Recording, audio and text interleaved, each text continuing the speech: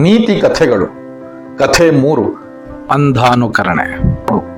ಲೋಕದಲ್ಲಿ ಎಲ್ಲರೂ ಒಬ್ಬರನ್ನು ಇನ್ನೊಬ್ಬರು ಅನುಕರಿಸುತ್ತಾರಲ್ಲದೆ ಪರಿಶೀಲಿಸದೆ ಸರಿಯಾದ ವಿಚಾರ ಮಾಡುವುದಿಲ್ಲ. ಒಬ್ಬ ಶ್ರದ್ಧಾವಂತ ಸದಾಶಿವರಾಯನು ಗಂಗೆಯ ತಟೆಗೆ ಸ್ನಾನಕ್ಕೆ ಹೋಗುತ್ತಿದ್ದನು. ಗಂಗೆಯಲ್ಲಿ ಸ್ನಾನಕ್ಕೆ ಇಳಿಯುವ ಮೊದಲು ತನ್ನಲ್ಲಿರುವ ಬೆಲೆ ಬಾಳುವ ವಸ್ತುಗಳನ್ನು ತಾಮ್ರದ ಪಾತ್ರೆಯಲ್ಲಿ ಇಟ್ಟು ಸ್ನಾನ ಮಾಡುತ್ತಿದ್ದನು. ಒಂದು ದಿನ ಗಂಗೆಯ ತಟದಲ್ಲಿ ಯಾತ್ರಾರ್ಥಿಗಳು ಬಹಳ ಸಂಖ್ಯೆಯಲ್ಲಿ ಇದ್ದುದರಿಂದ ತಾಮ್ರದ ಪಾತ್ರೆಯಲ್ಲಿ ಬೆಲೆ ಬಾಳುವ ವಸ್ತುಗಳನ್ನು ಇಟ್ಟು ಮರಳಿನಲ್ಲಿ ಹೂತು ಗುರುತಿಗಾಗಿ ಅಲ್ಲಿಯೇ ಮರಳಿನಲ್ಲಿ ಒಂದು ಶಿವಲಿಂಗವನ್ನು ಮಾಡಿಟ್ಟು ಸ್ನಾನಕ್ಕೆ ತೆರಳಿದನು. ದೇವರ ಆಕೃತಿ ಇದ್ದರೆ ಯಾರು ಅದನ್ನು ಮುಟ್ಟಲಾರರು ಎಂಬುದು ಅವನ ಭಾವನೆ.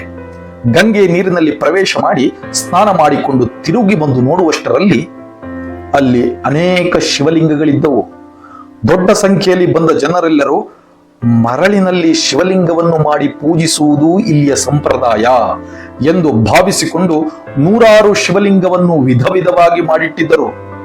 ಈಗ ಯಾವ ಲಿಂಗದ ಅಡಿ ನನ್ನ ಪಾತ್ರ ಇರಬಹುದೆಂದು ಸದಾಶಿವರಾಯನು ಊಹಿಸಲು ಸಾಧ್ಯವೇ ಆಗಲಿಲ್ಲ.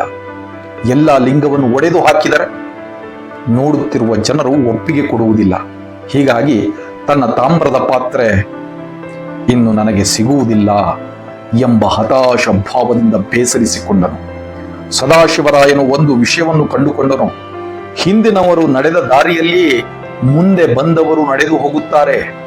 ಬೇರೆಯವರು ಮಾಡಿದ್ದನ್ನೇ ಇತರರು ಅನುಸರಿಸುತ್ತಾರೆ. ಇದಕ್ಕಿಂತ ಹೊರತಾಗಿ ಹೊಸದನ್ನು ಅಥವಾ ಹೊಸ ದಾರಿಯನ್ನು ಕಂಡುಕೊಳ್ಳುವುದಿಲ್ಲ. ಅದನ್ನೇಕೆ ನಾವು ಮಾಡಬೇಕು?